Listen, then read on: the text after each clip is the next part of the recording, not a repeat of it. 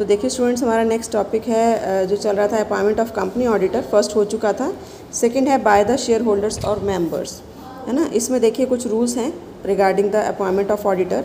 सबसे पहला है फर्स्ट ऑडिटर, कि अगर जो बोर्ड ऑफ डायरेक्टर्स हैं वो ऑडिटर की अपॉइंटमेंट करने में फ़ेल हो जाते हैं तो वो क्या करेंगे, वो कंपनी के मेंबर्स को इन्फॉर्म करेंगे। वो बताएंगे कि इस तरह की अपॉइंटमेंट नहीं हो पाई और उनको अपॉइंट करने के लिए कहेंगे।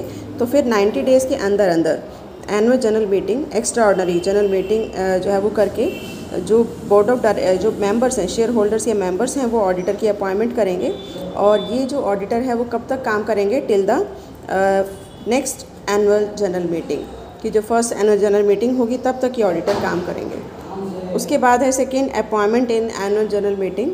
तो देखिए second section 139 of company act 2013 ये बताता है कि हर company first annual general meeting में ऑडिटर को अपॉइंट करेगी, है ना। जो एक फ़र्स्ट ऑडिट तो हो गया, उसके बाद जो फर्स्ट एनुअल जनरल मीटिंग होगी उसमें ऑडिटर को अपॉइंट किया जाएगा और वो 5 साल तक काम करेंगे।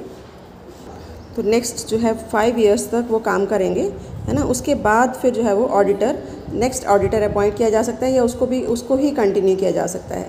लेकिन इस अपॉइंटमेंट के जो है वो कुछ टाइम के अंदर अंदर 15 डेज़ के अंदर अंदर रजिस्ट्रार को इस चीज़ की इंफॉर्मेशन देनी होती है कि जो ऑडिटर है वो अपॉइंट कर लिया गया है ना।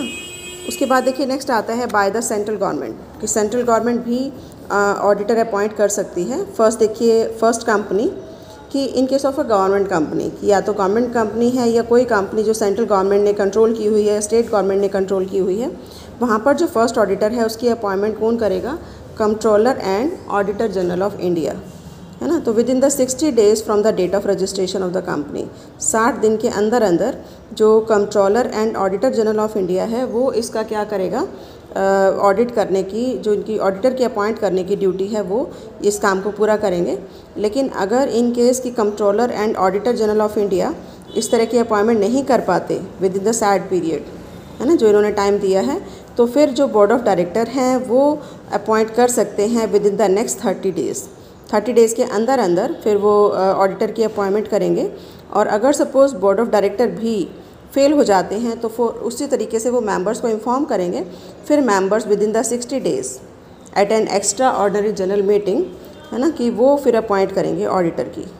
तो आई थिंक क्लियर होगा कि in case of A government company first duty किसकी है, कंट्रोलर की, controller and auditor general of India with in the 60 days of registration के 60 दिन के अंदर अंदर। लेकिन अगर गवर्नमेंट, सेंट्रल गवर्नमेंट या जो controller and auditor general of India है वो अपॉइंटमेंट नहीं करती, तो फिर जो नेक्स्ट अथॉरिटी है वो कौन है, बोर्ड ऑफ डायरेक्टर्स, कि फिर बोर्ड ऑफ डायरेक्टर इसकी अपॉइंटमेंट करेंगे with in the next 30 days.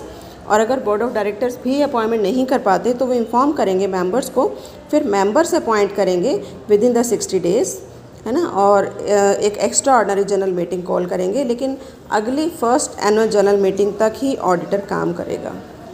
उसके बाद देखिए नेक्स्ट है सब्सिक्वेंट अपॉइंटमेंट। तो उसके बाद फर्स्ट ऑडिटर की जिसने भी अपॉइंटमेंट की, लेकिन उसके बाद वाले जो ऑडिटर हैं उसमें controller and auditor general of India वो ऑडिटर को अपॉइंट करेंगे। और अपॉइंट कब किया जाएगा, कि from the commencement of financial year with in 180 days, जब साल शुरू हुआ उसके 180 दिन के अंदर अंदर जो ऑडिटर है उसकी अपॉइंटमेंट कर दी जाएगी। और वो अगली नेक्स्ट जो एनुअल जनरल मीटिंग है तब तक वो एज ए ऑडिटर काम करेगा।